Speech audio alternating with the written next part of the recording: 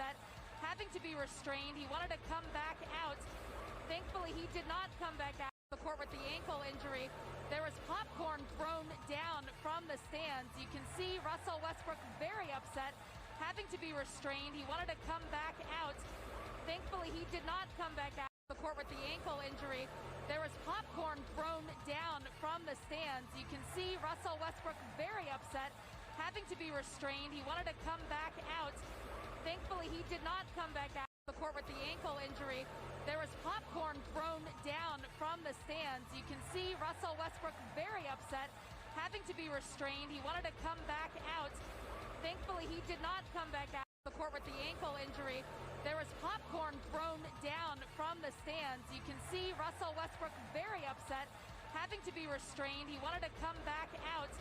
Thankfully, he did not come back out of the court with the ankle injury. There was popcorn thrown down from the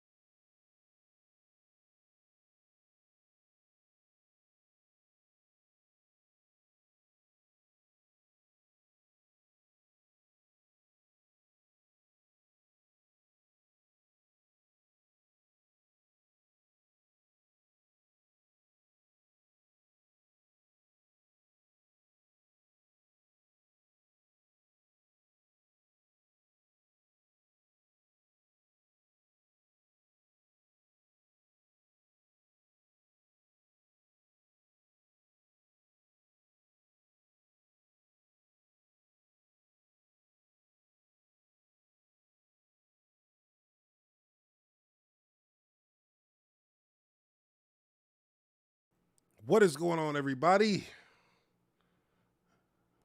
Hope everyone's having a wonderful day. It is Thursday the 27th, and it is Lineman Life Live.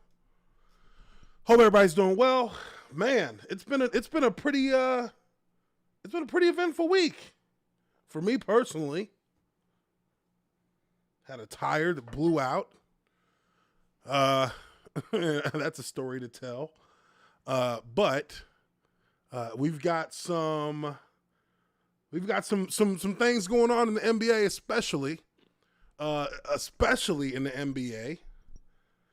But I think that also is something that, we can have a nice little conversation about, because, those kind of things happen in sports, and I don't think it gets talked about enough, just because, what we saw with Trae Young and Russell Westbrook last night, that's mild. That is like the mildest of mild. Well, maybe not spitting. That's crossing a little bit of a line.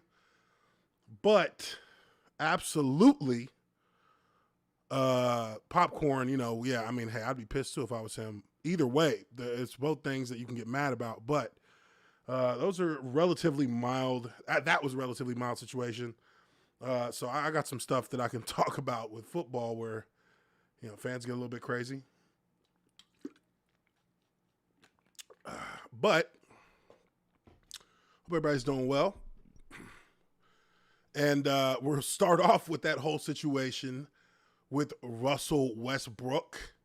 Russell Westbrook, in their game last night, that cat rolled his ankle a couple of times in a row, and he had to go out of the game. So it's the fourth quarter. He's going out of the game, and as he's walking by, a fan decides they're just going to pour some popcorn all over him as he walks out. And while it's funny to a certain extent, as a player, I absolutely understand why he would be pissed off, because that's just really going above and beyond any kind of like rivalry, any kind of any kind of competitive nature that there is. Like you're totally going past the line and you're being disrespectful. And I mean, generally, I would say, generally players will, especially in the NBA, they'll engage in banter with fans from time to time, and they'll engage in shit talking and all that. But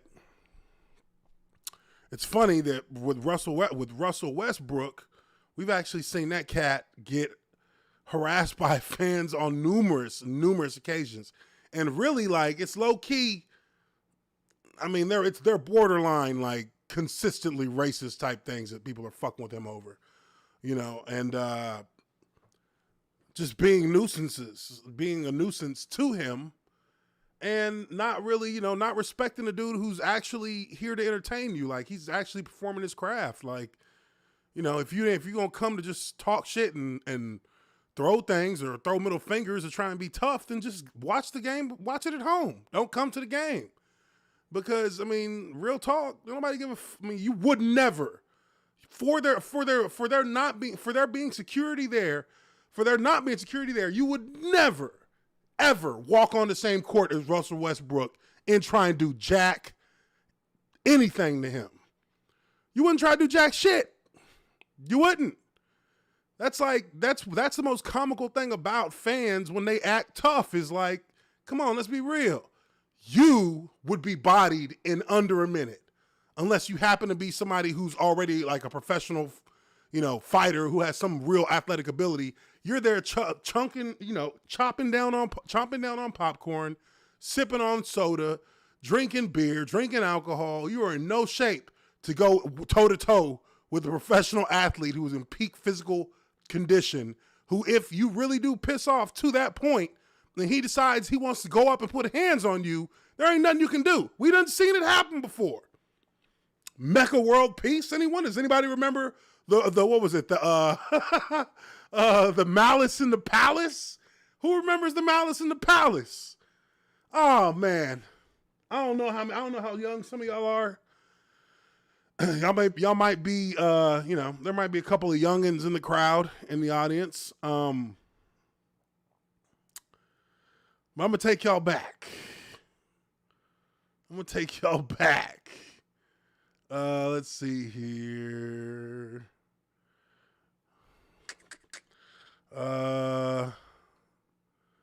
Pacers.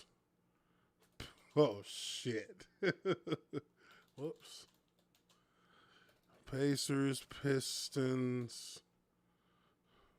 First thing that comes up. The Rumble in the Jungle.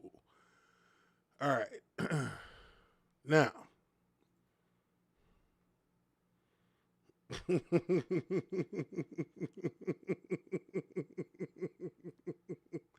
You motherfuckers don't know about this right here that I'm about to show y'all. Some of y'all might be a little young. But let me say something right now. You talk when you do all this yip yapping from the crowd, you gotta be careful. You gotta understand who you're dealing with at some point. And this is about 6.5 minutes long. I'm not even gonna watch that much of it. But end of the day, this became a situation because of fouls. These guys are going back and forth. It's all on the court, so it's all good. They're just they acting like fools. They getting it's testy, but this is a rivalry. This is a game that's always been a rivalry. There goes Steven Jackson. There goes your boy who Kwame been running them cats rampant. We'll get into that. But see, this is the thing. As a fan, you should know that if you are going to go after a professional athlete, if you truly believe that you could throw something at an athlete and be immune to any repercussions, let this be your your word of warning in let this be a lesson to kind of make you think twice before you decide whether or not you're going to go that little extra mile because you had a little bit too much to drink. Because this cat right here, Ron Artest, Meta World Peace, laying down, the Indiana Pacer guy right here, he kind of set the bar for how you deal with these kind of things. And hey, he'll tell you today he was wrong for it. But look, this is what, when you push somebody, you know, when somebody's testy and you don't know what's going on in their, you don't know what's going on in their life, like our boy said, when you provoke them physically with a physical attack like this, just check out what happens to this cat. Threw a drink on him. Ron Artest like 6'9". Look at this man. Right here. He's like, oh shit. Did he see it was me? Oh shit. Now you tell me, what kind of chance did that guy have? Look at this. Look at him. Oh, look at his face. Oh shit. That is how 99% of people would look with this 6'9" big dude, and they're hitting him. Look, they hit him with a drink. Oh my goodness. Oh, Lord, wait, Lord. Did you see look what Steven Jackson does? You know, let me slow this down. Slow it down.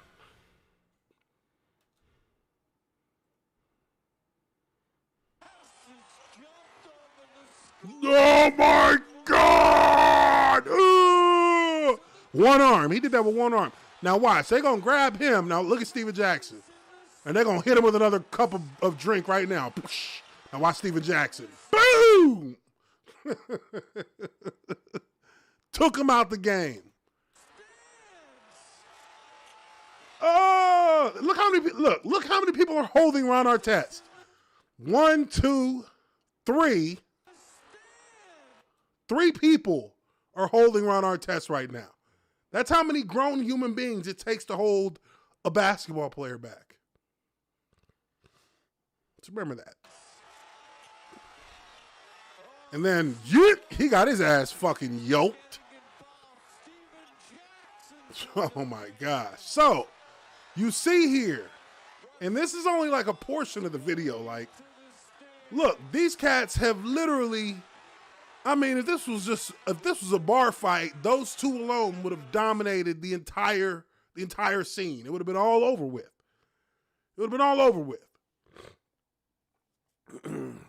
Like, you don't provoke. I mean, you're supposed to be fans. You're supposed to be somebody who's happy that these guys are out here playing sports, entertaining you. You had a long fucking day at work. You know.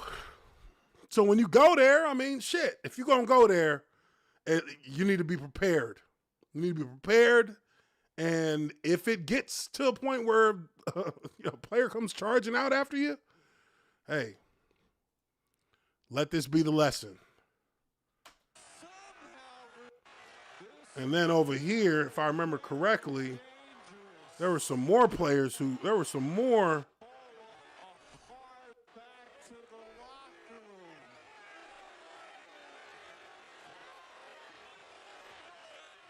oh man, they're not even gonna show the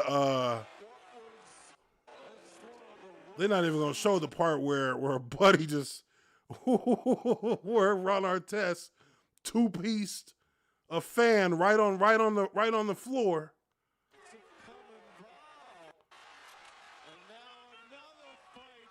Right here, he dropped these cats over here. There's some cats on the far left.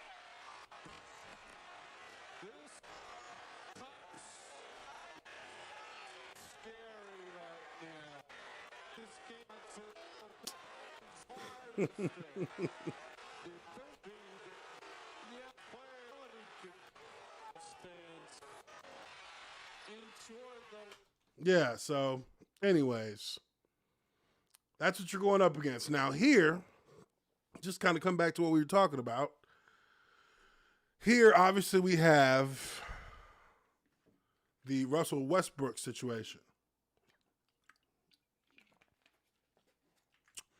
And the Russell Westbrook situation, I mean, you can argue that there's a couple of different things that, a couple different traits of competitive, like ferociousness that both of these guys have in common, Ron Artest and Russell Westbrook. These guys are competitors. They're strong competitors.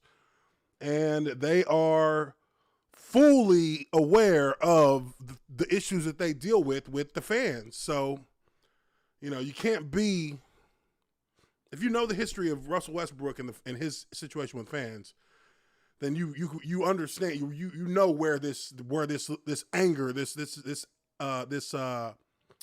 lashing out of anger comes from here. Frustration comes from here. We got Mexican Iron Man with a $20 super chat. Mexican Iron Man says the Rumble in the Jumble is an epic classic. By the way, thanks for taking on the tough topics like Tebow and Kwame. As always, your view is trusted since you're a real-life sports veterano, plus an educated entrepreneur. Hail to AthGeek. Thank you very much, Mexican Iron Man. You are a real one, brother. But thank you very much, man. But to come back to this, this is actually some footage that got released. I had not seen it, but it got released last night. It's showing the actual fan, the actual asshole who spilt the popcorn, and it shows him doing it. And this, to me, when I look at this video, I get like irritated because it's like, you see, like he knew what he was doing. He knew what he was doing. Everybody else here is, yapping away, talking crap, which is fine. That's totally 100% fine. Everybody that's how it is. Nobody's ever going to get mad at, fans for screaming and yelling and talking shit as a player is walking off the court from the opposing team because you're in the opposing arena. Like, we get it. Like, there's always going to be a little bit more when it comes to the playoffs. But this was some straight asshole shit. We're going, it looks kind of ugly enlarged like that. Let me just zoom in a little bit. But you can see it here. This is the asshole right here. Look at him. Like, why are you doing that? Look at him. And everybody's like, it was him.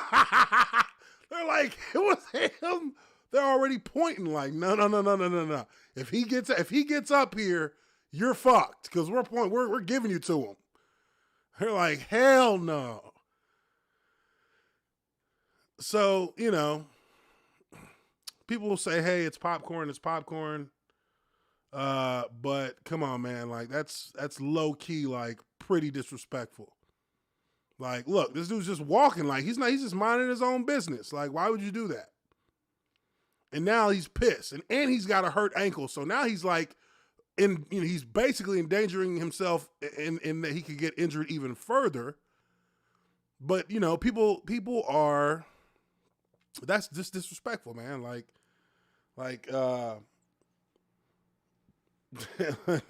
Ryan, RK Outpost in the house.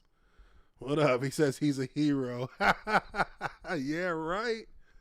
This motherfucker is an asshole. Like, he literally is the only guy here doing something like that. And everybody kind of like stops and starts looking at him like, this dude's like, yo, it's him. It's him who did it because he's going to come back up here and he's going to kick your ass.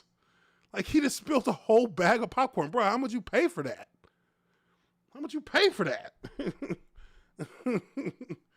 Season tickets for life. That motherfucker is banned indefinitely from the entire arena.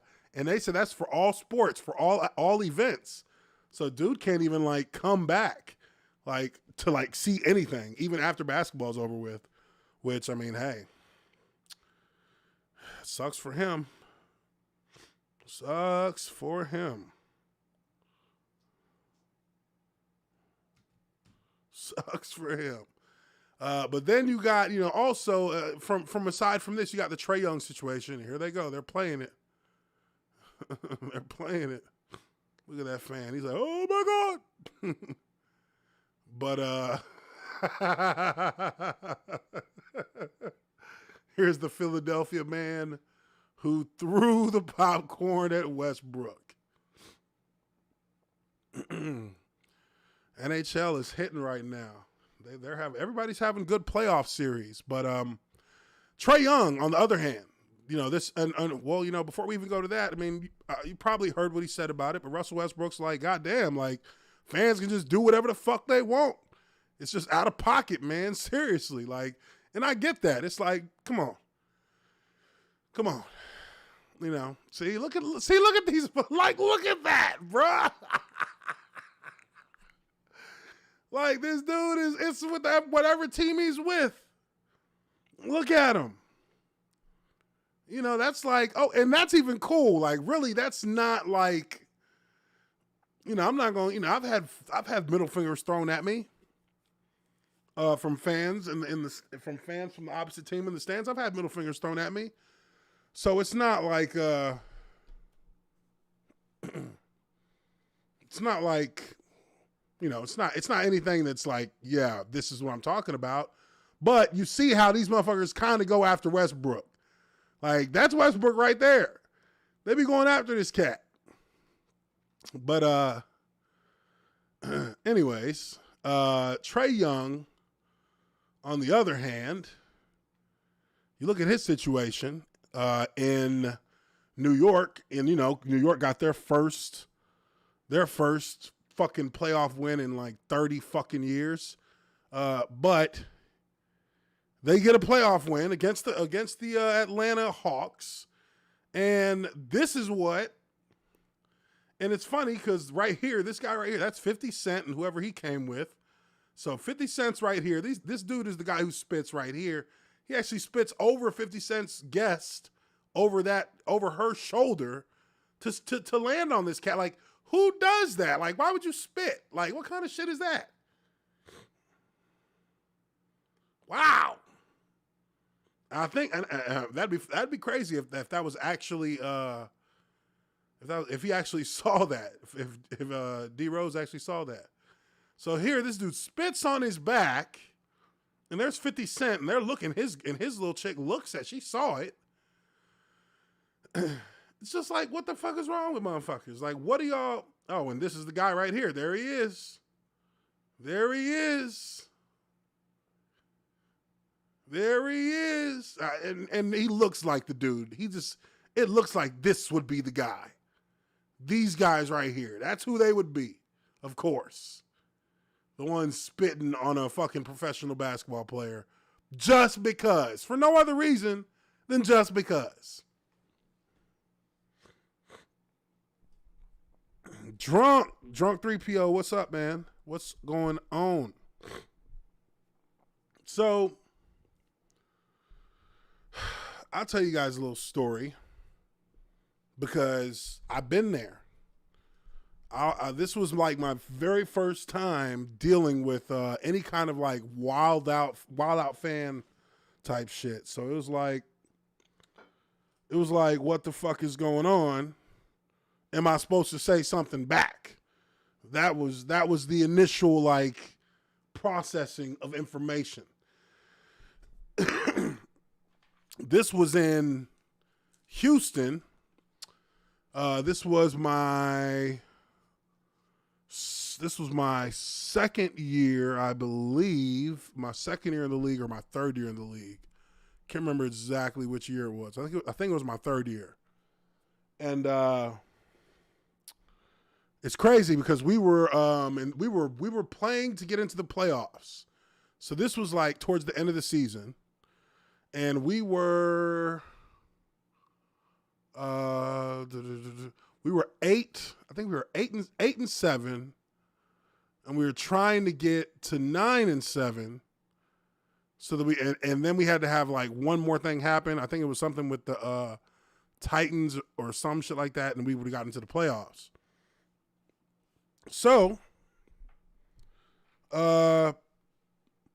we come out for pregame warm-ups. Look at this fucking dick. We come out for pregame warm-ups, and, you know, it's a packed house. I mean, because on the other end, the Houston Texans were playing to get for an 8-8 record. So they were 7-8. So if they win this game, they finish the season 500. I think that's like the first non-losing season that they have as a franchise at this point. So they actually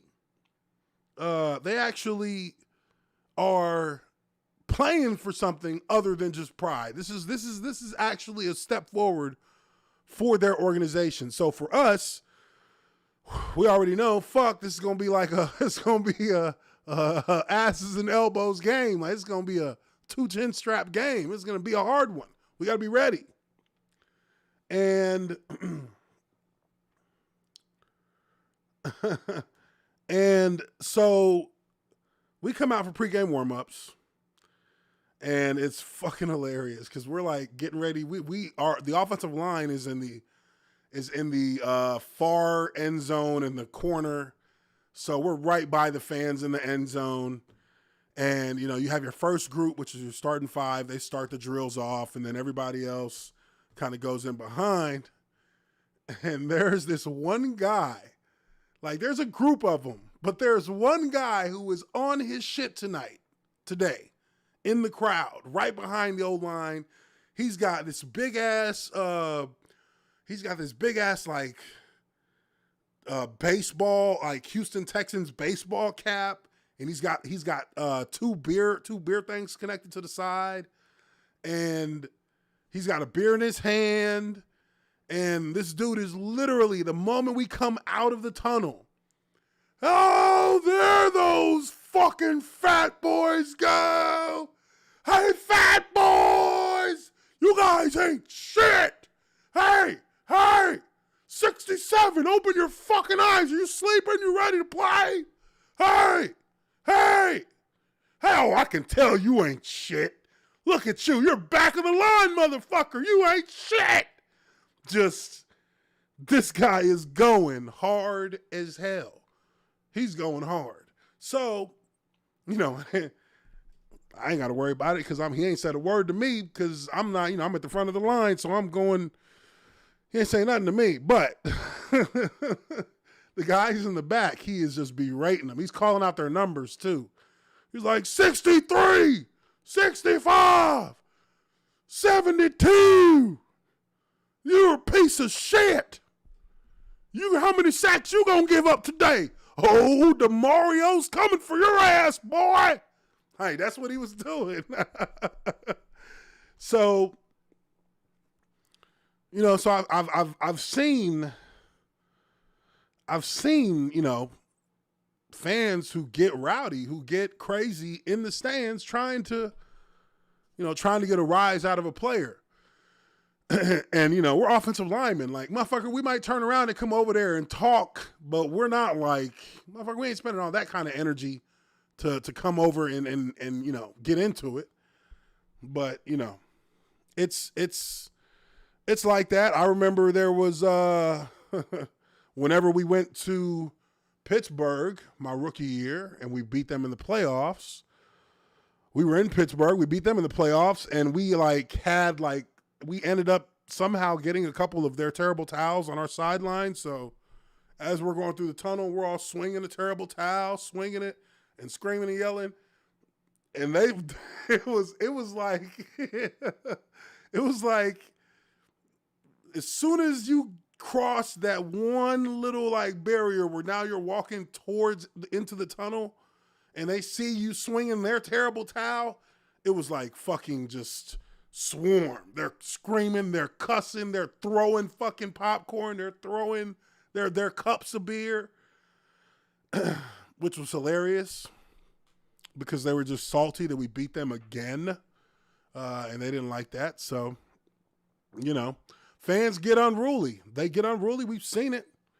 We've seen it a number of times. Shoot. I mean, hell, even on the internet, you got Ryan over here spitting on Jay. Jay, drunk. That was your dad? That was your dad that was fucking calling all the offensive linemen pieces of shit and fat, slobby bastards? But no, you know, there's a fine line, really, man. There really is just a fine line between, competitive like assholeness, like being an asshole in a competitive way, and then like taking it to another level and like having too much interaction there. Like, come on, dude. If that cat, I don't know what kind of temperament Trae Young has, but I know for me, if that cat would have spit and I would have felt that, and when you know when it's spit, I mean, if something wet hits, some thick wet substance hits your elbow, I mean, it's either spit or it's cum. And God damn it ain't cum on a basketball court. Shit. But I tell you what, man, if that motherfucker would have spit on me, I don't even know what I would have done. I don't even know.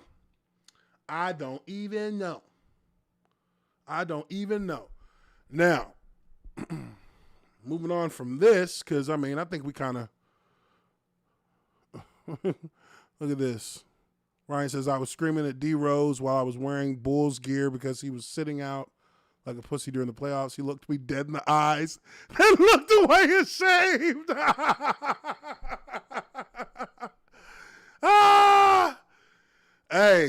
Hey, man. Hey.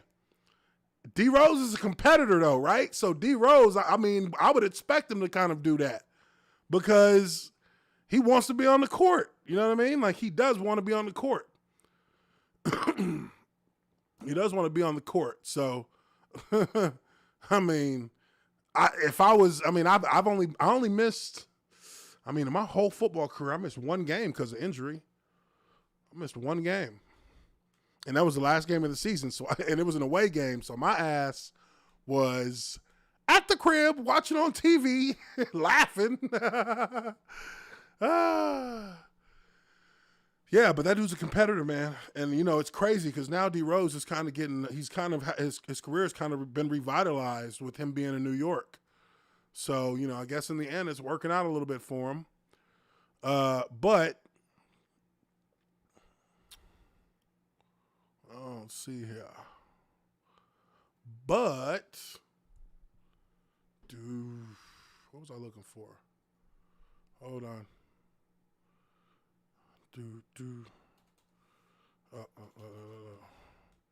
Kwame Brown.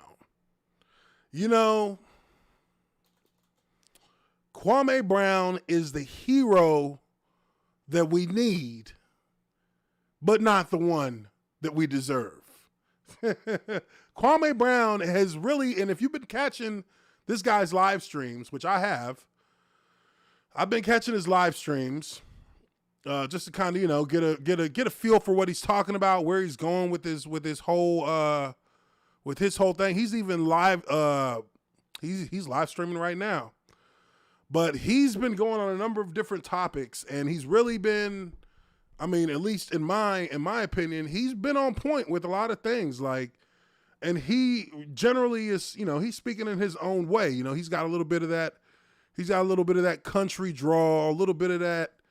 A little bit of that just country, a little bit of that country hood in him. Just when he's speaking, not in how he presents himself, but just how he speaks. Sometimes he goes into those little rants where he kind of gets into that zone. But it's crazy. The dude has really been shedding a light on a lot of the bullshit that these sports talking heads are involved in, and the kind of really hypocritical culture that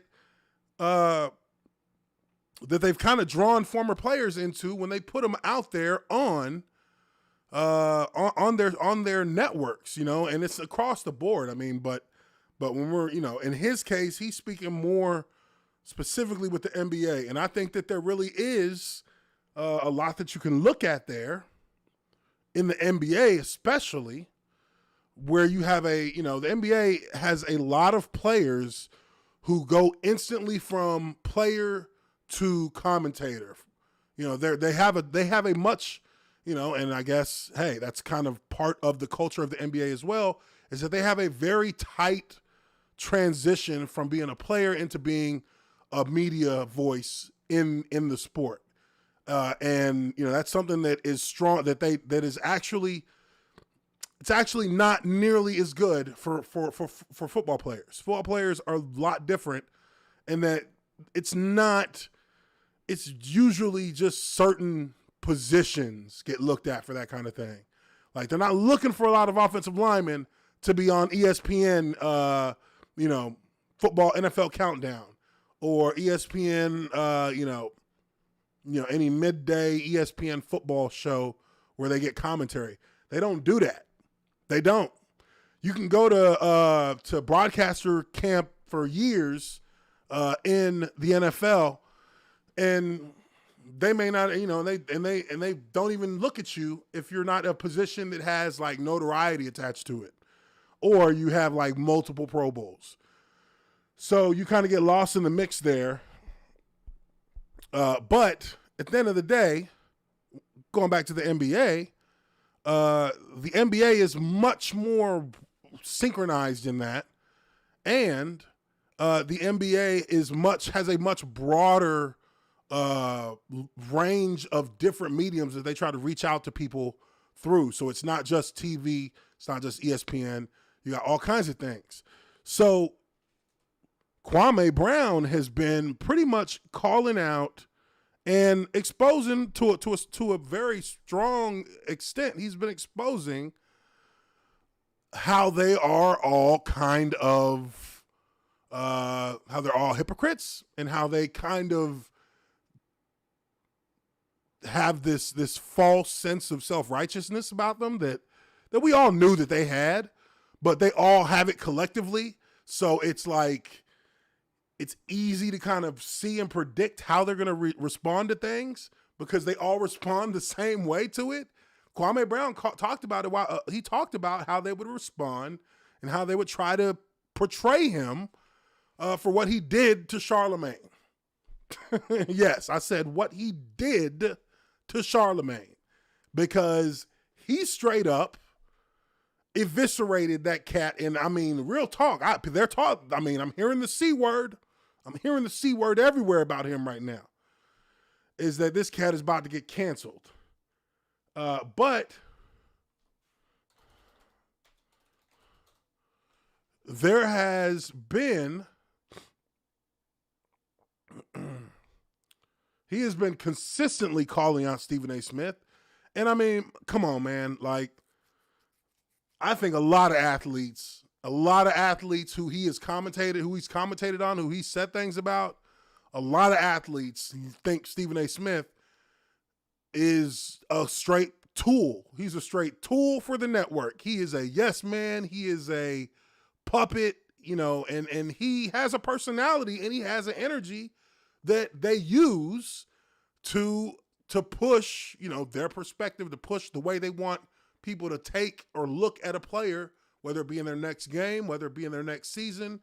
He runs with that. Like, he actually takes those things, takes those positions, and he runs with them full speed. And if you look here, I mean, he's now saying that he is going to respond to Kwame Brown. And, and it's crazy because, well, let's listen to what he has to say, because I have not actually heard this, so I have no idea. I have no idea where this is going. But this is him saying, all right, fine, I'm going to finally respond to Kwame Brown. Stephen A's World on ESPN Plus tonight. Be there. Okay, maybe he's giving us a freaking sneak peek. I would hope. Let's see what he's talking about. I really didn't want to do this. I really didn't want to do this. I was going to leave Kwame Brown alone. I wasn't going to say a damn word. But all of these videos, all of these lengthy videos, on top of people emailing me and bothering me because of something Kwame Brown had to say? Like I'm supposed to be scared? Okay. We'll see how scared I am. Stephen A's World, ESPN Plus, tonight. Tell me if I'm scared then.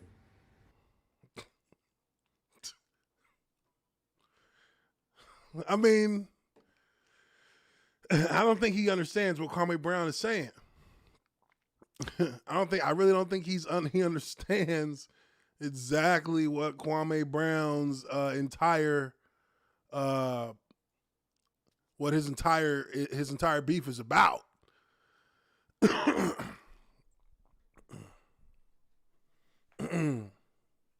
I don't think that people are really understanding that Kwame is really, he's calling him a bitch. He's calling Stephen A. a bitch. He's calling Stephen A.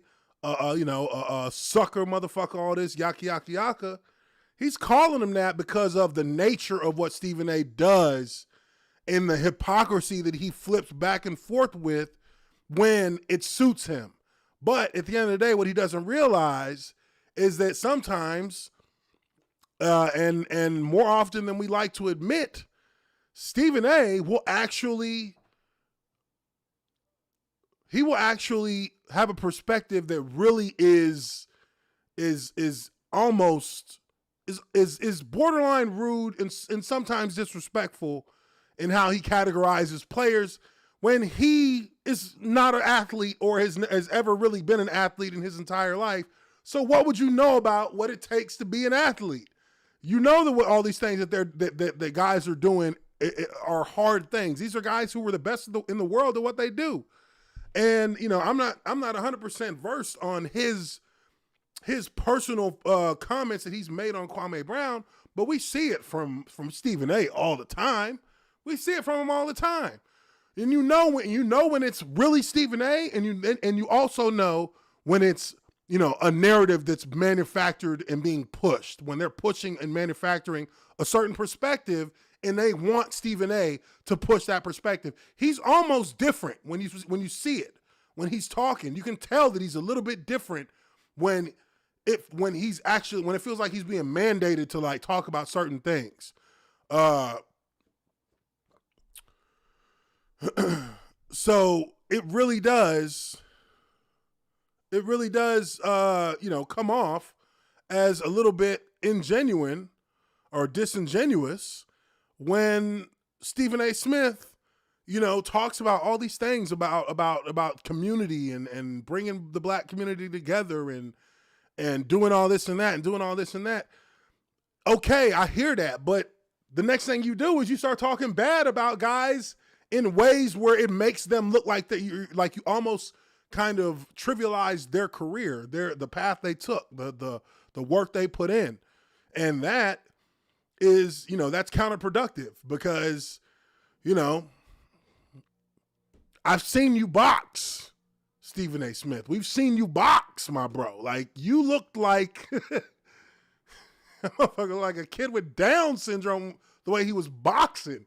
I mean, let me pull that up. My goodness. My goodness.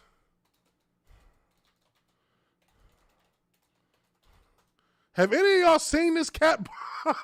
Oh, no. Come on, baby. Come on, baby. Show me that. I know exactly. Uh-oh. Is this it?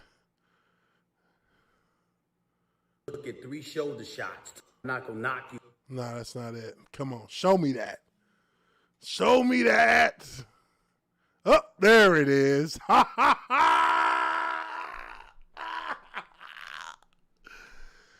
All right, here we go. Here we go. Now, this is Stephen A. Smith boxing. Hold on. Come on. It's your last round.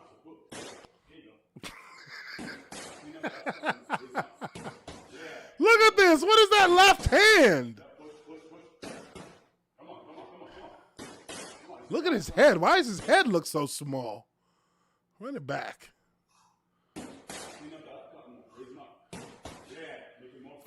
What is that right? That uppercut is terrible. He's like, come on, man, hit it.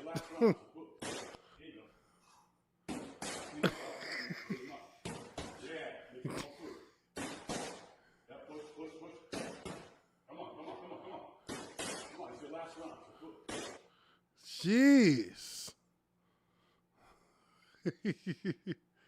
So yeah, that's him boxing. Like, we've seen you try to be an athlete. It's not really the prettiest thing in the world. Sometimes it's better to just drop it. Oh my goodness. But yeah, no, it was a terrible, he's not an athlete, you know what I mean? But I mean, he's not an athlete. So, to a certain extent, you have to you need to have some kind of respect for the fact that there is a definite line between you and what you can do and what you should be saying other guys can do. Like, you can't degrade a dude's career and label him a bust or decide that they're this or that when you can't even get to the first step of where they made it to. Like, people, and look, I get it. I've played with guys who would be considered, who were high draft picks, who would be considered, quote unquote busts. And I don't consider, and I actually one of them, I don't really consider either of them to be.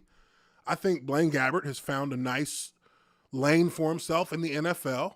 He's got a Super Bowl. Can't hate on that. And he's still a young guy learning under Tom Brady. So he's going to have a chance at taking over things in Tampa Bay probably once Tom Brady is done. Now, the other side is Justin Blackmon. Justin Blackmon's another guy who was a high pick, came to Jacksonville. This guy was supposed to be the next big thing.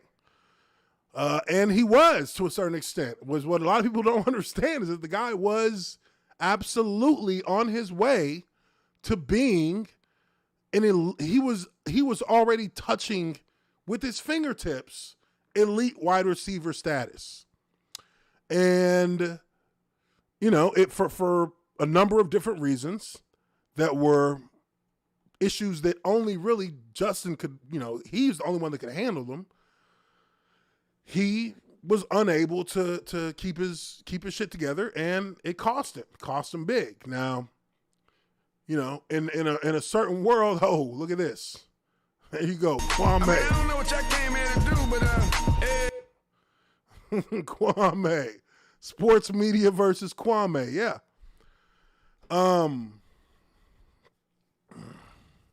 Okay, let's take a look at this. Here we go. Let's take a look at this. And let's take a look at this. And let me just finish my thought before we go into this, because this is actually something that I think this is his response, right? I think this is it. So, we got an opportunity to actually see what Stephen A. says in response. But, Justin Blackmon had issues that he was responsible for handling, and that he was the only one holding himself back, and he had a problem. And that's really all it boiled down to. People who hadn't really been able to actually appreciate what he was capable of will say he's a bust. But if you've played with that cat and actually seen him playing, this guy was no bust. He was definitely not a bust. Not on the field. It was off the field where he was a bust. It was the decisions that he made that put him in a bad way with the league.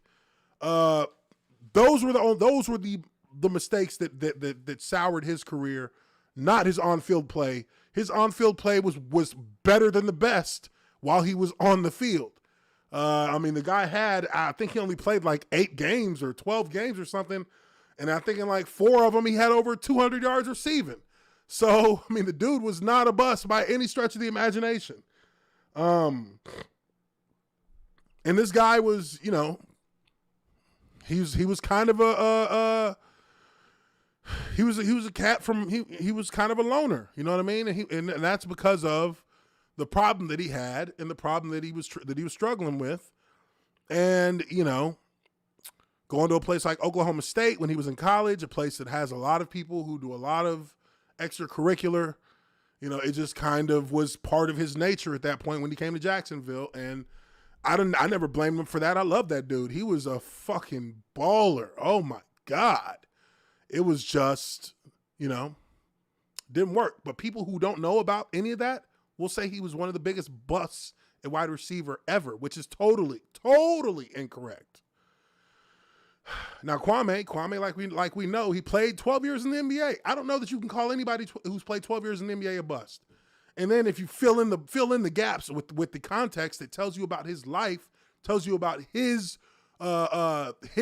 obstacles and tribulations that he had to face because of the people that were around him, then you understand more as to why his career turned out the way it did. So you can't put the bust title on something like that because he actually created a solid career out of a situation that really was playing against him from the moment he walked in the door. So, with all that being said, we got Stephen A. Smith's response here. It says Stephen A. Smith responds to Kwame Brown in the only way Stephen A. would. Now, I wonder what this is going to look like. Let's look at this together, shall we? Before I go any further, join me in taking a look at this man.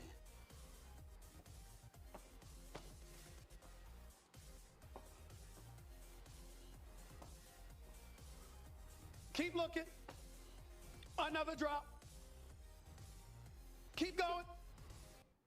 See, this is exactly what Kwame Brown said he would do.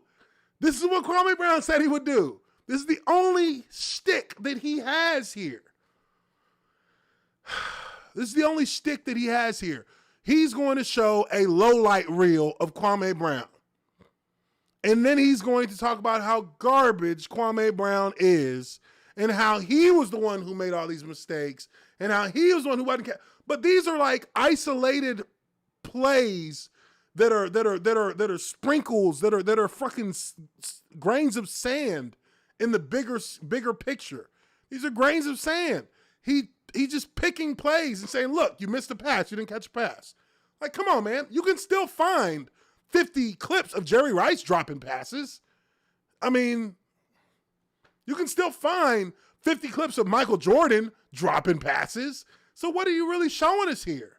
That's where, for me, I just don't know what the fuck, like, why, this dude, like, look, he came at all these cats with fire because they was disrespecting him, and it's been so long. Why are you still talking about this dude in the way you're talking about him? But here, he is literally falling back to the only thing he knows how to do.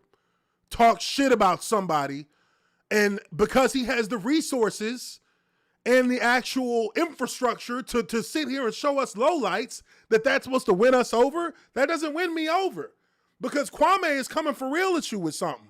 So you need to come for real back and not sit here and use ESPN studios to just to flaunt a lowlight reel and then begin to just spout out like you always do about how terrible he is. Like, that is why Kwame is beating the shit out these motherfuckers right now.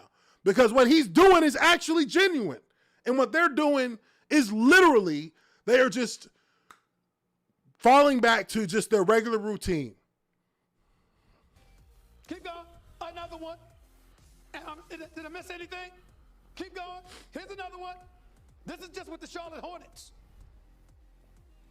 All right, keep going. Keep going. The man played for 7 different teams. I got put wide open layup, miss. Keep going. Keep rolling them. Keep rolling. This is Shaq. Keep going. Yeah, that was pretty good defense. Hey, go ahead. Watch this. Look at that pass from Steven Jackson, his former teammate. You see? You see that? See, again, this is just redundant. This is him pulling something out that you could literally pull this same thing out on any player in the NBA. You could literally find just as many bad-looking plays, missed layups. Hell, we just watched Paul George, playoff George, drive through to the basket, barely get touched, and he can't even finish with the dunk. He dunks it off the back of the rim and goes flying back out. Is he a bust? Come on, man. This dude is a joke, man. You know what? I don't even need to see. I mean, let's finish it. Let's finish it. He's a fucking joke. Stephen A. Smith is a fucking joke. I'm riding with Kwame on this one. Another drop. Another air ball in the lane. A layup. An air ball layup. Keep going.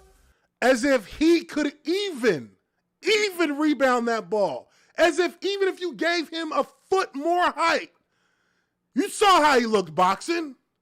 You saw how he looked. You think if you gave Stephen A. Smith 12 more inches of height that he could actually dunk a basketball? Do you think he could actually do a crossover? You think he could hezzo a motherfucker? You think he could Euro step? No, I don't believe for a second that he could ever Euro step. He is a bum. He is not an athlete, but he is the arbiter of judging athletes. Come on, man. Keep going. Getting dunked on by Brook Lopez. Getting dunked on. Brook Lopez was not a terrible player, last I checked. And getting dunked on is not something that is actually like rare, is it? Motherfuckers get dunked on every day in the NBA. Every day on the basketball courts down the street.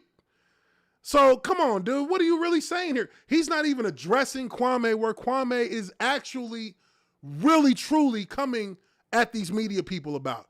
He's coming at these media people from a different level, speaking on why are you guys not actually acknowledging the actual context of why my career was the way it was, and why are y'all just only focusing on one overlaying title or overlaying label to put on my career, when if you actually look into his career, there's actually a story to be told there about why it went that way that actually does give him some saving grace, and where you can actually look at it and say, okay, he's not a bust. He's truly not a bust. He's truly not. This kid was 17 years old in the NBA. 17. Could you imagine being a 17-year-old in the NFL? And you got fucking Ray Lewis as your general manager or some shit, some hard ass who's just riding you the whole time, who didn't even want to pick you, who didn't even want you, and is just riding you the whole time and just telling you how much of a piece of a shit you are and how you ain't never gonna amount to be nothing, and just riding your 17-year-old ass until you literally lose all confidence in basketball.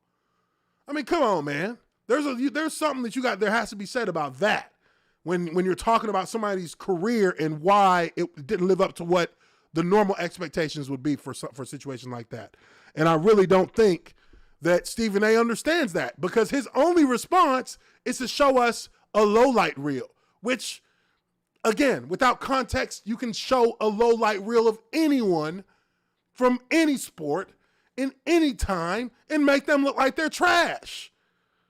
Who can't jump? Look at this right here. Keep going. Keep rolling the tape. Look at that pass. First of all, he traveled on the pass before he threw the pass. Keep going. Here we go. Oh, my Lord. Keep going. Here we go. 13 years in the NBA. 7 different teams. And I've got an unlimited bank of bloopers for every stop along the way. That was just a short version. I got 15 minutes. I just showed you one. I got 15, and I was just getting started. I mean, look, this is what I would have expected from a non-athlete who can only fall back on the programmed,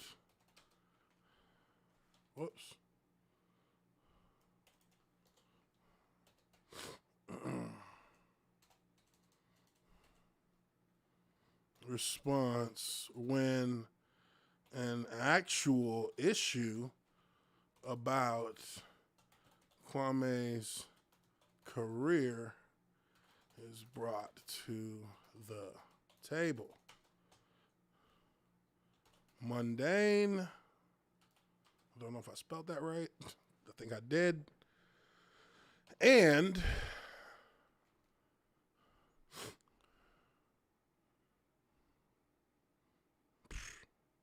pretty pretentious.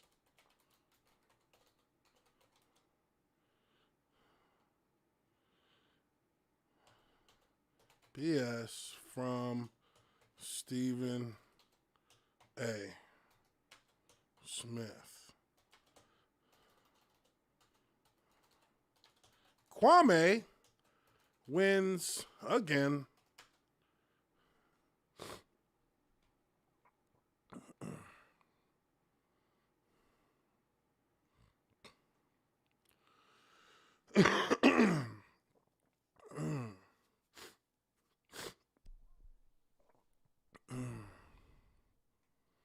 And I mean, looking at the replies, replies are kind of ugly. Let's not look at them because they actually go a little bit too far there. But yeah. So look, at the end of the day, like I said, I think that Kwame Brown is making a point, and he's painting a picture, if you will, of the NBA at large and how the media machine of the NBA actually works against players who aren't considered, the guys who aren't in that select group. And I think that you've seen some players who have throughout the years tried to push themselves into that group. Guys like Steven Jackson, guys like who was it that was on the cat with the Sam Perkins? These are guys who are finding their legs in the media talking head universe on the First Takes and the Undisputeds and things like that. And they got to toe that kind of mess. They got to stick to the script, so to speak, because they are given a script, and the producers do put them up to a little bit of a script before they go on, that they're to kind of give them direction and what they're supposed to be talking about. So it doesn't really it doesn't vibe with me when I see Stephen A. Smith drop a low light reel and just say that's his response. Like, that's so basic. Like, no, I can't give you points for that. You don't win that by just showing a low light reel. Everybody has a low light reel. It don't matter. He played 13 years in the NBA, 12, 13 years. Like, okay. He played for he played for 7 teams. Well, shit, what you going to say about a guy like Ryan Fitzpatrick? Ryan Fitzpatrick been playing in the NFL now 12 years. Something like that. And that dude has played for just as many. He ain't never got a big deal with nobody. But he's been a freaking hell of a player for every team he goes to. Even though somehow he still doesn't get any kind of long-term security. But he's created his own long-term security. So, it really does come down to the fact that when you look at a guy like that and you look at how Stephen A. Smith is going after him on the internet, that's exactly what, that's kind of speaking to the truth of what Kwame Brown was saying, is that this guy will tear down any black athlete who doesn't toe to the same kind of perspective that he does. Anyone that he finds that he doesn't like, he tears them down. And it's not like he's given equal distribution out to everybody who is considered, a player who's wobbly as to their as to whether or not they're going to be considered a bust or an underachiever or what have you. He literally goes after his own brother, his own black brothers. Like, that's just being real with you. He goes after black athletes the same way Jason Whitlock goes after black athletes. Like, it's like, come on, like, what the fuck are you? Like, be real for a second. Stop being a little punk bitch who's giving these motherfuckers what they want to hear, but won't actually be real about the situation that you're dealing with your own kind. And that's why Kwame wins, because Kwame points it out and they just confirm it for us right to our faces. They show us a video of Stephen A. Smith clowning on him again. Instead of saying, hey, let's get, none of these people are saying, let's sit down and talk. None of them. That's because they don't want to get, if they really are scared to get in front of Kwame Brown. They are scared to get in front of Kwame Brown. That is the truth. They don't want to see this motherfucker. They don't want to see him because he'll tell them about themselves, and they don't want to hear that. They don't want to hear that because the only thing they can turn to then is to try and tear him down more so that so they can feel like they discredit him amongst the bigger group of people. And that, to me, is where a lot of the bullshit lies. So, you look at that and, he just is really, he's really, Stephen A. is just a clown for that. Like, none of them are taking it serious, but they think that they feel like it's some kind of like joke or some kind of annoyance or nuisance, but Kwame Brown being for real, and a lot of people are listening to Kwame Brown over them. They don't realize yet that they're underestimating what he can do. Now he's about to start a podcast. So Kwame Brown is about to become a direct competitor to all of them. And I'd rather listen to what he has to say than watch them motherfuckers. I ain't watched Stephen A. Smith or none of that shit in the longest. I don't watch it. For what? I don't like listening to motherfuckers who, some of them have been in the game, but they still talking bullshit like they ain't never played the game before. That's why I don't listen to them. You know what I mean? Like, I don't take much of any of the talking head shit serious because a lot of them are neutered once they get up there. They're not allowed to really talk about how shit really is. And like I said, the only one that I see who I really, truth be told, look at their situation and say, you know what, he does represent in some ways, is Shannon Sharp. Shannon Sharp does represent in some ways about the locker room. Not in all ways, but in some ways. And, that's the way it is. That's the way it is. That's the way it is. So, going from that, and to kind of round this thing off, I did want to talk a little bit about Trevor Lawrence and his comments about Tim Tebow in the locker room. And let me pull it up real quick because he talked about it at the media day.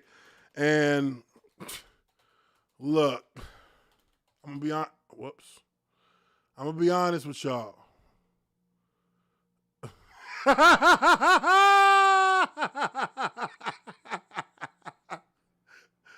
This is Tebow for real.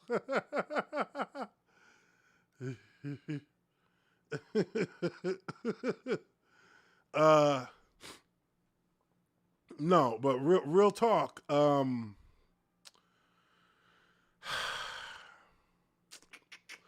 Here we go. This is the thing. Trevor Lawrence came out and he talked about this cat, and this was the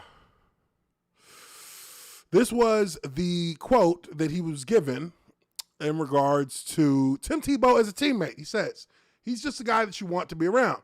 Character is awesome. No one is going to work harder than him. Now, look, man, I hate to do this because I'm a Jaguar. I am a Jaguar. But, I got to be real with y'all. That is literally just a placeholder quote that you could put any quarterback's name and any other teammate's name in those two spots. Trevor Lawrence on Tim Tebow.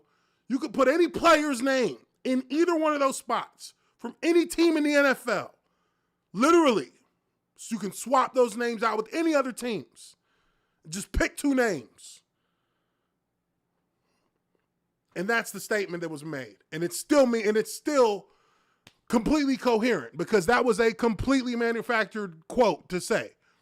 Like, that is literally a fundamental quote to use in sports, period, when you're asked about a teammate. You're not going to talk shit about a teammate. It's just not going to happen unless you are a true asshole, especially this early in the relationship.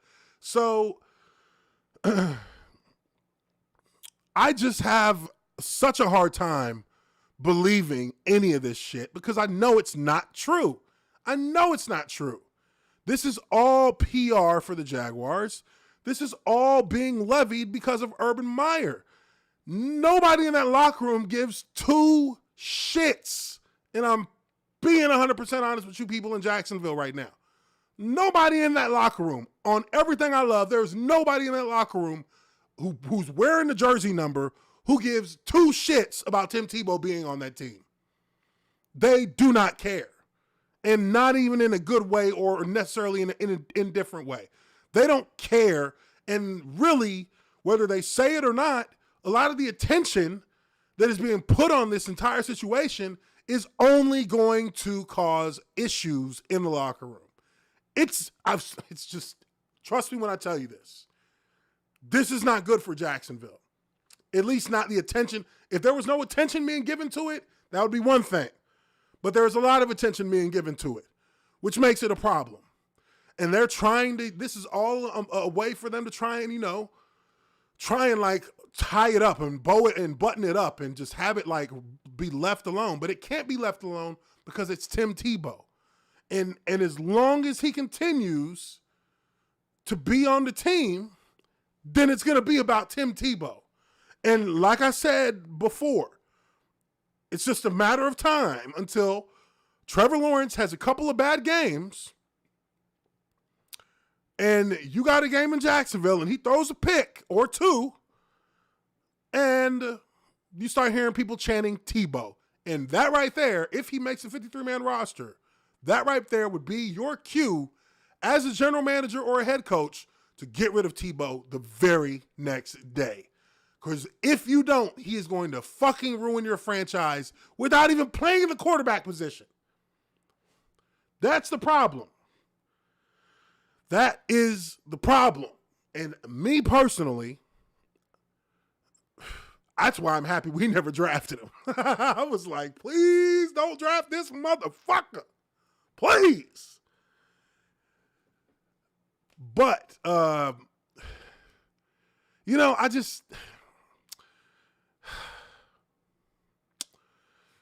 honestly thought it was going to be a little bit different in Jacksonville. I honestly thought before they made the Urban Meyer hire, I honestly thought it was going to be different in Jacksonville.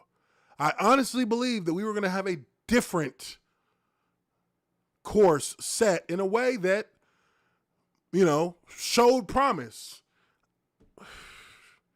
I just don't know how to feel about this shit right now. I'll be honest. I don't know how to feel about the Jacksonville Jaguars. I'm trying not to predict. I'm trying not to give absolutes, but I'm just trying to analyze the signs of things that I've already seen before in a football franchise that did not work. And I have seen a number of things from the Jaguars that are bizarrely similar to things that I saw when I was in Jacksonville.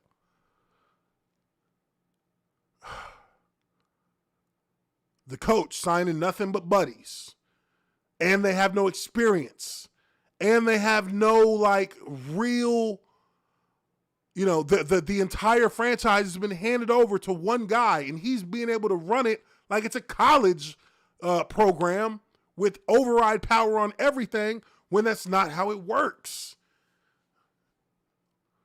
And he's being given this huge spotlight Urban Meyer is a star in Jacksonville right now, but it shouldn't be that way. Urban Meyer should not be the star of this show. He shouldn't be. That's in the NFL, the head coach is the leader of the team itself, no doubt. But the person who is uniquely one of the most covered people on the team, but also is not necessarily considered a star of the team. That is where the head coach sits. That's the sweet spot in which the head coach sits. They're recognizable. You know who they are. They are, they're obviously going to be the most one of the most, if not the most, exposed guy in the franchise. But somehow they're still not considered like they still are kind of a level below the star player of the team to a certain extent. And for Urban Meyer, he's been the star. He has been the star. It has been all him. And, you're starting to see little quotes come out here and there from players who are saying, oh, man, everything's so great. Everything is so, we got the kind of leadership that we hadn't had in a while. Yada, yada. Come on, man. I mean, it wasn't that long ago y'all was in the AFC title game. And that was with the same coaches that y'all had last year. So, I mean, we know what the situation was. It wasn't necessarily about the coach. It was about the fact that y'all had literally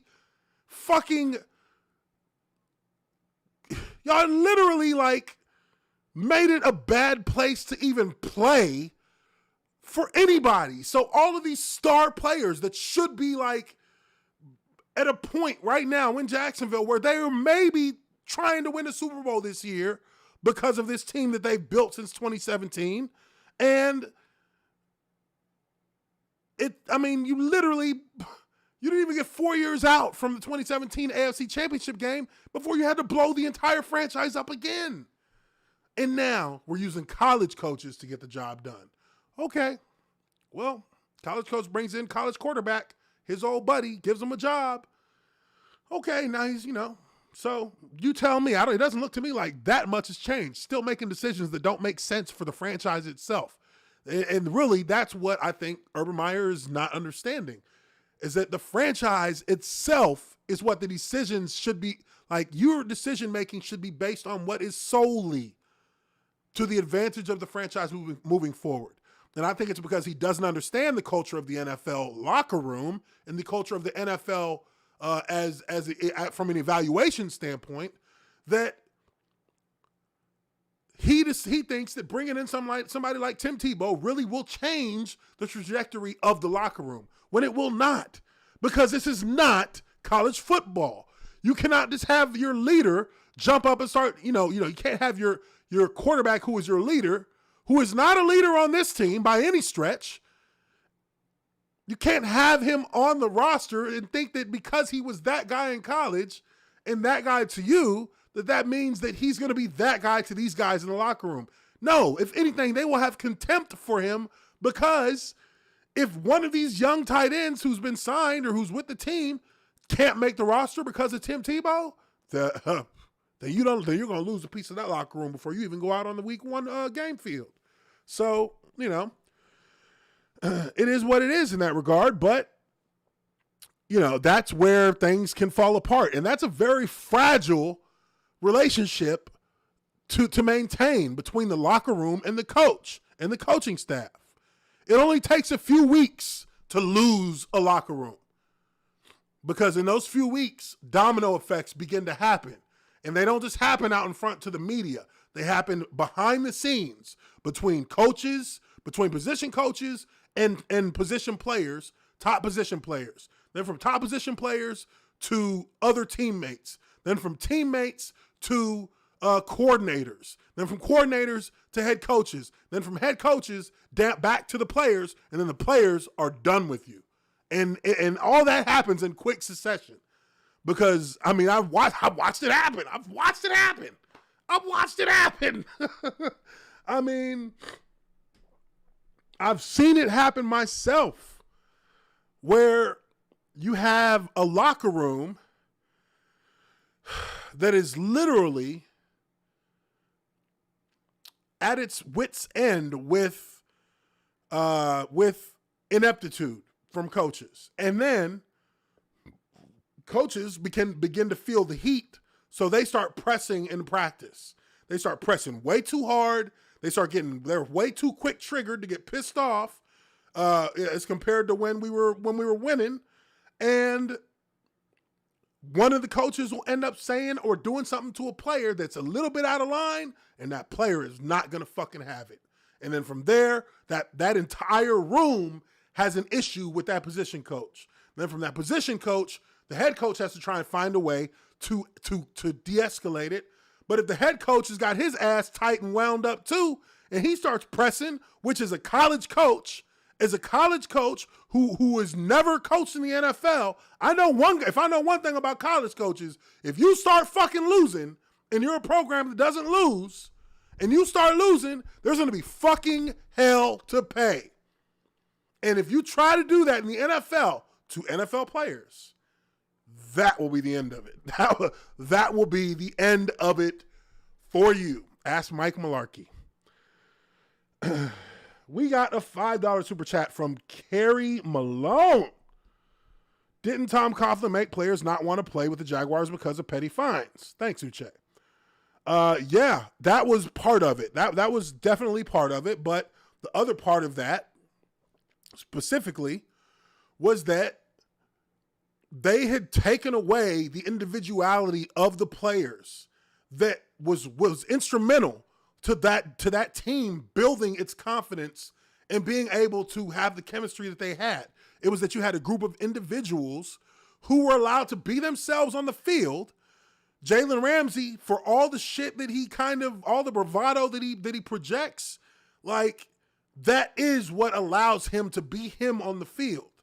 And when you start to try and quell that because you want to have that sense of power and control like Tom Coughlin did, when you start going after guys who are really taking their own precautions to rehab their body, to be able to, be healthy to coming into the next season, and you tell them and you try and give them a mandate that's totally against the CBA, for one, it's against the rules.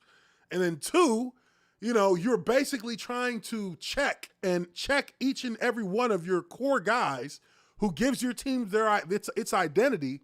When you start bringing that kind of pressure on the guys, it's an automatic rejection. I've never seen a player who takes that well.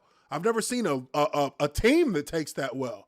When you start trying to press like you're the guy who has all the answers, and these guys either listen to you or they need to shut the fuck up, or they're going to do what you say they're going to do, or they're going to get fined, you lost them. It's over. The locker room's gone.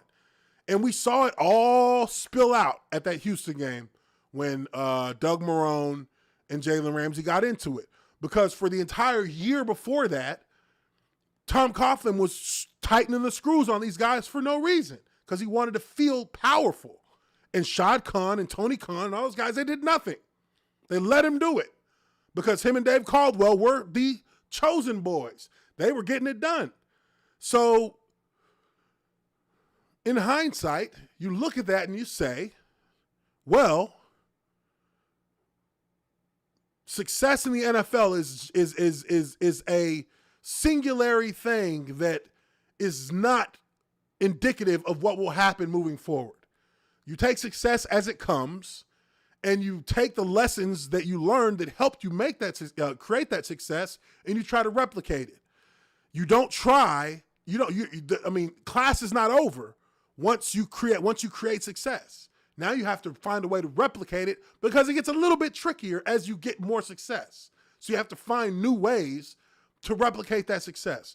And the Jaguars did the fucking opposite of that when they went to the AFC title game. The very next year, they thought they had it all figured out. It was completely, this is our shit. We know what we're doing. We're the team to beat. We're the next ones up. That's what Tom Coughlin and Dave Caldwell, that was their attitude going into the next season. And, as we all know, the NFL adjusts. The NFL will adjust. So if you ain't that dude and your team is just finding success for the first time, you can't get carried away. You can't get carried away. The Houston Texans were in that same boat, and all it took was 6 months, and their franchise is back to square one. And it took literally 6 months. It took one offseason to take a team that was being considered a potential contender for the Super Bowl. It took 6 months from the moment they got knocked out of the playoffs for that franchise to be literally buried into the dirt. They are 4.5 feet deep in the grave. You know what I mean? So this is, a lesson that I would have thought that the Jaguars would have learned at this point, because we did it in my rookie year. We did it. My rookie year, we went 2 rounds deep in the playoffs. We almost made it to the AFC Championship game. We thought that we had it figured out. We really did. We had a good team. We kept the team together. And the very next year, we won 5 games.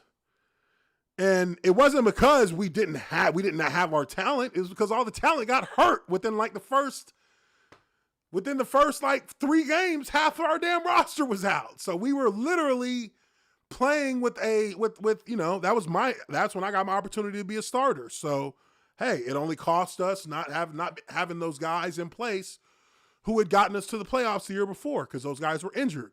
So, it's a fleeting thing if you don't pay particular attention to maintaining and allowing for your team to grow.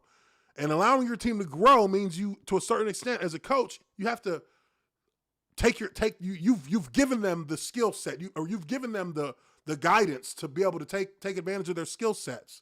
Now you have to allow them to go out there and ball. You have to allow them to be themselves. Once you start trying to quell all of that, once you start trying to mold how the team looks to make it represent your state of mind and your mind state, it's not always the best thing for your team.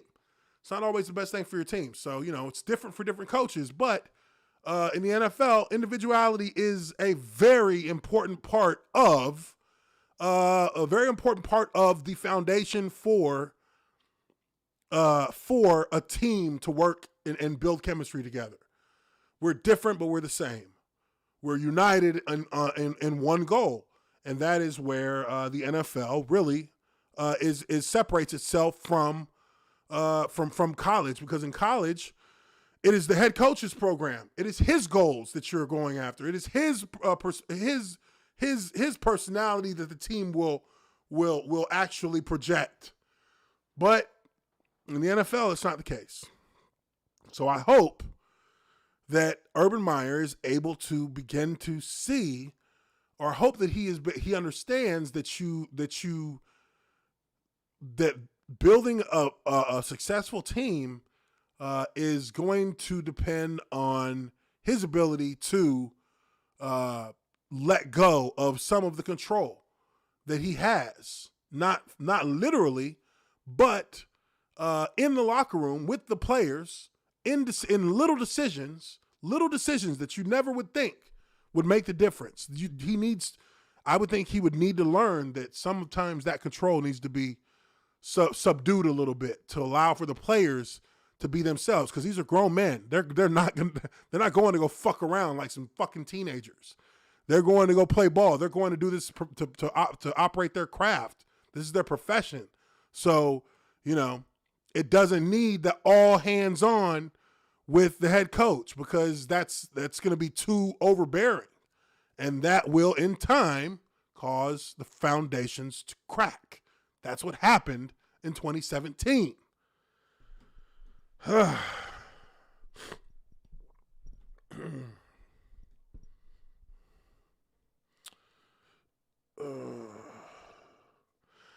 Let's see what the chat's talking about.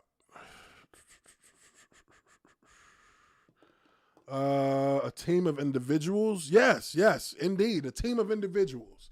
These are individuals coming together under one goal, and it's a team sport. So yes, we all have a role to play, but our role, and within our role on the field, we are an individual. That's why you see receivers who fucking, who showboat and flex off when they make a big play for their team. Because that's their individuality showing.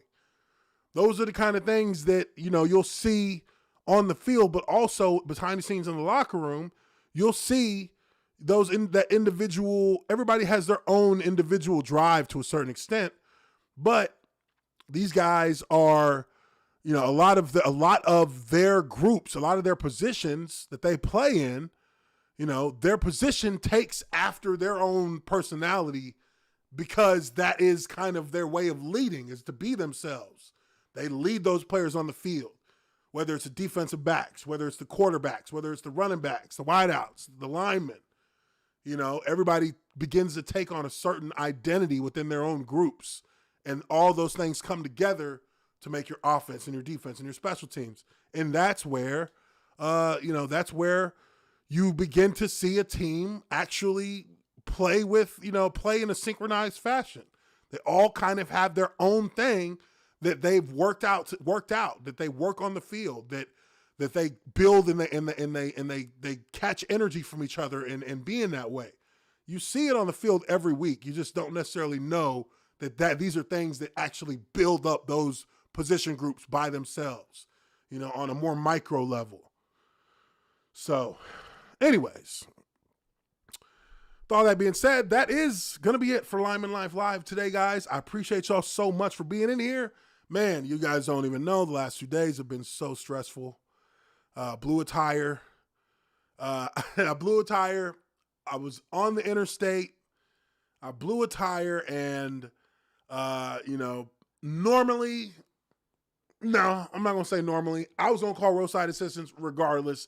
I know there were some people talking to me on my post that were like, why don't you change the tire yourself? I'm like, motherfucker, I'm not changing a tire on the interstate in Atlanta at motherfucking 4, 5, whatever time it was in the afternoon. There's a 50-50 chance I might get ran over. I'm not doing that. Whoo! Got my spare put on by roadside assistance, and I had to take the car in the very next day so that I could get them to change the tire, because of course the tires on the car are insured, because I don't want to pay $500 for a tire to be replaced. So they're insured. That was a deal that kind of came with the car. So, signed paperwork for Audi. Whoosh, they swap the tire, then they rotate the tires. But, first they're going to do all this and that. It's going to be, it's time consuming to say the least. So it kind of threw me off in the last 2 days. And it was, I was kind of worn out. And then also, which I didn't mention, I had to go do a photo shoot with Diamond Dallas Page. So I went and did a little photo shoot with him at his yoga DDPY workout center, which was fucking amazing. I mean, this cat's shit was so nice. But I did a little photo shoot with him there for some of the people that he's been doing work with. I'm starting up with him next week doing some of his DDP yoga. So we'll see how that goes. I'm gonna probably do some shorts on my channel. Do like 1 or 2 short videos before I'm actually dying from doing his workout. So that'll be coming in the next week or so. But we got super chat here. RC from NYC for $5. He says, "What's up, Uche? What's up, chat? Hope all is good. Once chemistry is in place for a team, true leaders will emerge. Tebow will not lead that team." And you are 100% correct in saying that. He will not lead that team. And look, and that's not a knock on Tebow. That's just the truth that people need to kind of wrap their mind around now. Jockey Nerd, $10 super chat. Appreciate that, brother. He says, "Here's some money. You answered my question I was going to ask." Yeah, about me changing my tire. Yeah, dude. No, I wasn't. I wasn't finna do that. I'm sorry. But no, I do appreciate you guys very much. You guys have been awesome tonight. We will be back on here again tomorrow. I'm sure there's going to be more juicy Kwame news to talk about. And from there, I'm sure there's going to be more as we kind of get into OTAs now with the NFL. There's going to be a lot more to look at. I'm going to try and see if there's any way to get some film on some OTAs. I fucking doubt it. It's not like I could actually call Jacksonville and they'd actually answer and be like, yeah, Uche, we'll get you some. Shit, I don't even know if there's anybody left. Well, there is a few people left from when I was playing that are still there. So I might have to reach out to them and see what I can do.